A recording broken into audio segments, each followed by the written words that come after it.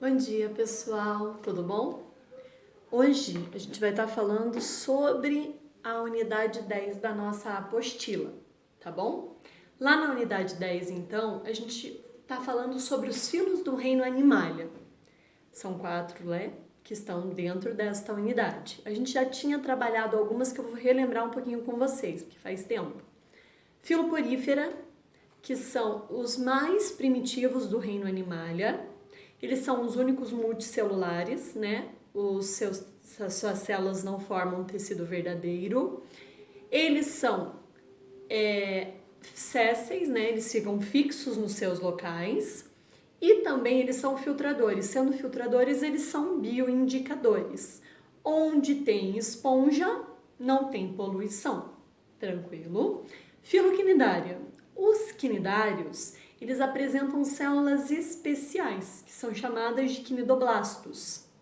Eles serão diblásticos, então eles têm 2 folhetos embrionários, eles apresentam simetria radial e eles têm 2 tipos de representante com relação à forma do corpo.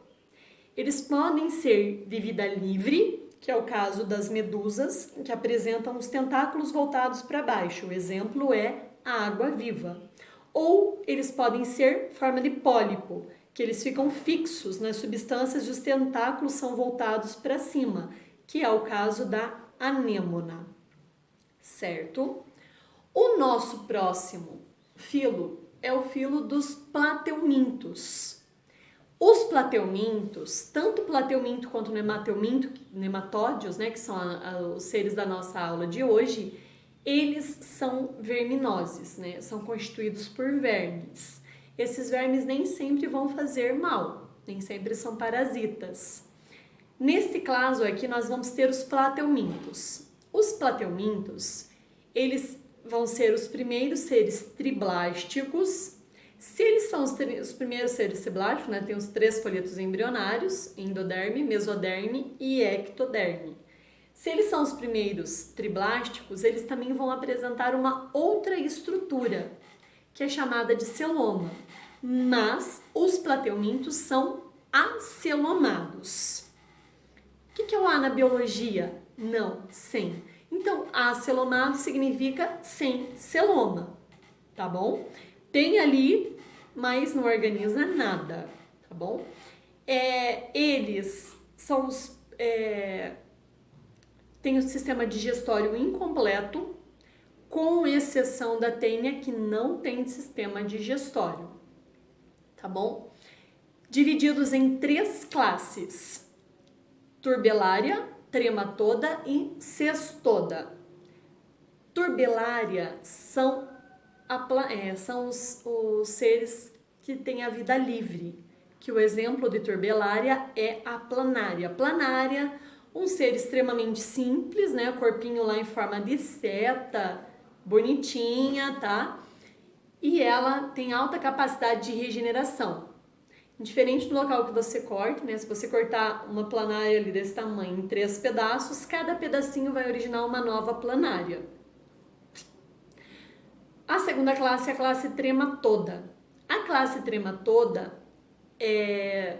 ela vai ser representada pelo Schistosoma mansoni. O Schistosoma mansoni, ele vai ser responsável pela doença chamada esquistossomose, ou também chamada de barriga d'água.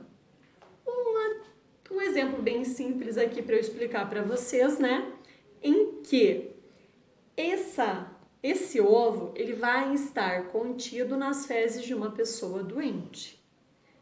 Então, esse ovo, ele vai evoluir, ele eclode e se transforma numa larva chamada de miracídio. Essa larva miracídio, ela entra dentro do caramujo.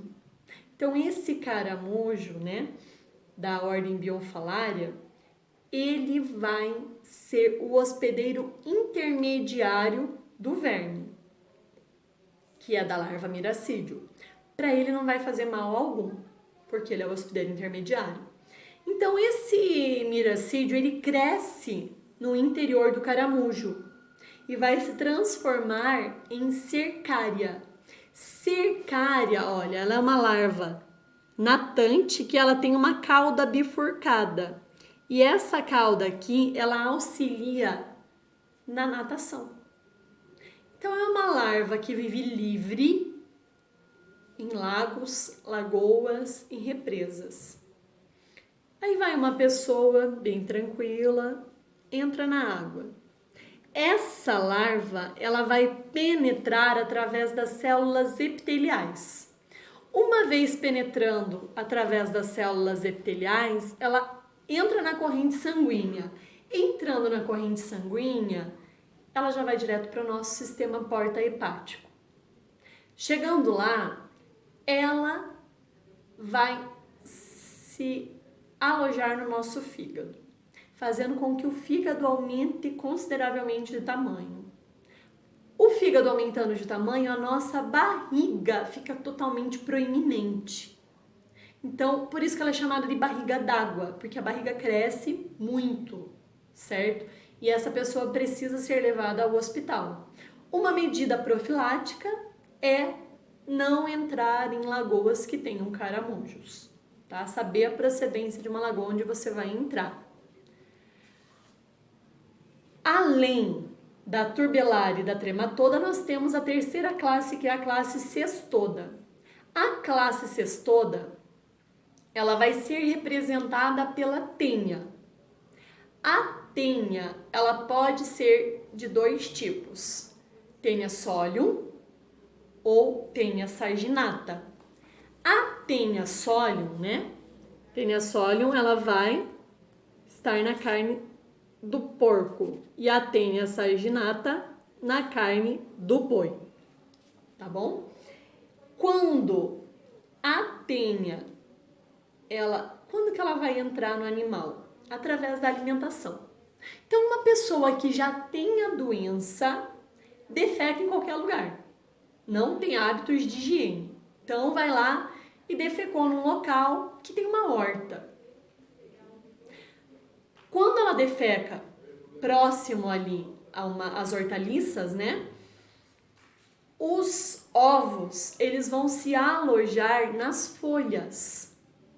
Aí, esse animal, ele vai lá comer. Quando ele come, esse ovo, ele vai entrar no corpo desse animal e vai eclodir nos músculos e se transforma em larvas, tá? Mas, do mesmo jeito lá que o caramujo na esquistossomose, os dois são hospedeiros intermediários. Para eles não tem nada de problema. Essa larva, ela fica alojada no músculo. Ficando alojada no músculo, ela vai ficar assim, tipo, uma forma de uma canjiquinha, que é popularmente chamada, porque vai ser umas pelotinhas assim, meio esbranquiçadas, meio amareladas, repletas de larva, tá? Você come a carne. Você comeu a carne que não foi nem bem passada, então ela não chegou numa temperatura ideal. Não chegando numa temperatura ideal, as larvas estão vivas. Se você comer uma carne bem passada, bem cozida, sem problema algum. Porque a uma certa temperatura as larvas não sobrevivem. Mas se for mal passada, ou pior ainda, se for carne crua, aí essas larvas estarão lá fazendo a festa. Você ingeriu, entrou pela sua boca, vai lá para o seu intestino delgado. A teníase é também chamada, né, de solitária. Então aqui ela vai ter, né, o verme vai ter uma cabeça que é chamado de escólex e todos o corpo dele que são chamados de proglótides. Cada pedacinho desse é um proglótide. Essa doença, além de teníase, ela é também chamada de solitária, porque esse verme ele vai ter um comprimento de 5 a 7 metros dentro do teu corpo, dentro do nosso intestino delgado. Por isso que só vive um, por isso que ela é solitária. Tem problema algum, então, se ela é solitária? Todos os problemas do mundo. Porque se ela é solitária, como que ela faz reprodução? Assexuada, ela não precisa de ninguém, ela faz sozinha. Cada um desses proglótides aqui, ele vai ter os 2 órgãos sexuais. Então ela faz autofecundação. Cada um desses proglótides, quando eles saem nas tuas larvas, nas tuas fezes, tá? Eles saem, as tuas fezes saem repletas de ovos. Aí você vai lá, faz suas necessidades em qualquer local. Aquele local vai estar contaminado com as larvas do verme. Com os ovos, perdão. Tá bom? Pode ficar pior, professora? Pode. Quando que pode ficar pior? Quando você faz o papel do porco ou do boi, comendo aquela folha de alface. Aí você comeu aquela folha de alface que tinha os ovos do verme. Esses ovos, eles vão evoluir para larva. Então você está fazendo o errado. Primeiro, o errado já é adquirir a larva que se transforma em verme no teu intestino. Mas você pode fazer pior, né? Você pode comer o ovo. Quando você come o ovo, ele tem alguns destinos. Os mais comuns é coração, pulmão e cérebro. No cérebro, a cisticercose ela vai ser chamada de neurocisticercose. E lá no seu cérebro, ela pode causar danos tremendos, certo? Um deles seria uma demência, pode ficar cego e por aí vai. Nesse caso, né, o caso ali, tanto um quanto o outro, seria medicamentos. Mas no caso ali da neurocisticercose, não dá para fazer a cirurgia. Então, você teria que tomar um remédio para tentar calcificar essas larvas dentro do seu cérebro, tá bom? O nosso outro grupo é o dos nematódios. Os nematódios, eles vão ter corpo cilíndrico e afilado nas extremidades. Também são triblásticos, a partir de agora todos serão, né? Mas eles são pseudocelomados. Eles apresentam um falso celoma. Então, não é um celoma verdadeiro, tá bom? Não tem a mesma função que os celomados, mas os órgãos já vão ser organizados de maneira melhor do que nos plateumintos. Eles têm sistema digestório completo. E dentro dos nematódios, nós temos alguns vermes que são de importância grande. Começando pela ascaridíase. Ascaridíase, ou também chamada de, popularmente, lombriga. Como que a gente adquire a lombriga? Nos alimentando de água que não foi tratada, né, de procedência duvidável, e alimentos que não foram lavados de maneira adequada também. A larva entrou pela sua boca, ela vai chegar até o intestino delgado.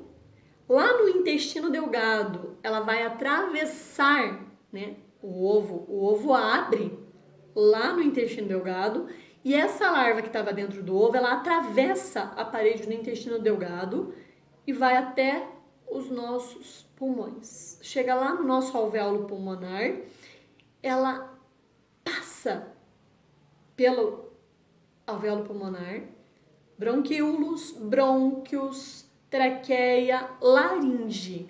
Na laringe, essa larva passa para o seu esôfago e volta lá para o intestino delgado. Quando ela chega pela segunda vez no intestino delgado, ela vai se transformar em verme adulto.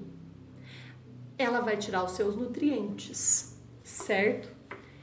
Mata? Dificilmente, porque o intuito do verme não é matar. Porque se ele mata, ele morre junto.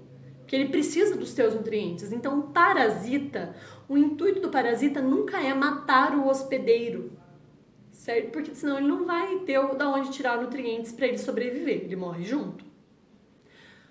A nossa segunda verminose vai ser a ancilostomose, né? Ou também chamada de amarelão.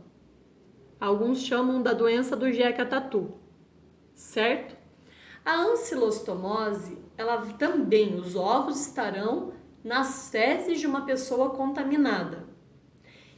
Esses ovos que estão nas fezes, eles entram no nosso corpo através dos nossos pés. Então, é o caminhar descalço em locais contaminados. Entrou através do seu pé, cai na corrente sanguínea e vai lá para o seu intestino delgado. E lá no seu intestino delgado, ela vai evoluir. Vai se transformar em verme adulto, tá? Tirando os seus nutrientes e sangue. Uma pessoa que tem amarelão, como o próprio nome diz, ela fica amarela, porque ela vai ter uma obstrução dos canais sanguíneos. Então, vai destruindo células sanguíneas, por isso que a pessoa fica amarela, ela fica apática, uma pessoa que não tem ânimo para fazer nada. A maior medida profilática do amarelão é andar calçado. Certinho? Nós entramos agora na nossa quarta doença, que é chamada de enterobiose ou oxiurose. Ela é uma das mais simples até agora, porque como que a gente adquire? A gente adquire ela também de água e alimentos contaminados com os ovos do verme. Mas uma vez que você ingere esses ovos, eles vão direto para o seu intestino grosso. Lá no intestino grosso, esses ovos, né, as larvas eclodem dos ovos, se transformam em vermes adultos e ficam ali fazendo a festa no seu intestino grosso. O que vai acontecer aqui nesse caso? As fêmeas, elas vão lá para sua região anal para depositar os ovos. Isso quando você está dormindo. Então, quando você está dormindo tranquilamente, vai lá as fêmeas lá para sua região anal e colocam lá os seus ovos. Esses ovos, eles causam uma coceira intensa. Mesmo dormindo, você começa a se coçar. E você leva a mão à boca. Quando você leva a mão à boca, você faz uma reinfestação, certo? Por isso que é tão ruim cuidar da criança, porque as crianças elas estão levando tudo à mão à boca. Por isso que é mais difícil que as crianças se curem, porque elas se auto-reinfestam o tempo todo, certo? E para finalizar, nós vamos falar da filariose, ou também chamada de elefantíase. Essa é através da picada do inseto. Um inseto que é um mosquito do gênero Culex, tá? O pessoal chama de pernilongo, mas é do gênero Culex e é a fêmea. Porque a fêmea geralmente que pica, né, as pessoas. A fêmea, então, quando ela pica uma pessoa que tem já o verme, ela fica com o verme na sua saliva. E a saliva dela, ela é meio anestésica. Quando ela pica uma pessoa saudável, na hora que ela coloca a saliva, junto com a saliva entra o Wuchereria bancroft, que é a larva, né, da filariose, ou também chamada de elefantíase. Esse Wuchereria bancroft, ele não vai para a corrente sanguínea, ele vai para os vasos linfáticos. E lá nos vasos linfáticos, ele obstrui os vasos linfáticos. Quando ele obstrui, ele aumenta consideravelmente o tamanho do membro onde ele se instalou. Tranquilo? Certo, pessoal? Gratidão pela aula, tá? Muito obrigada!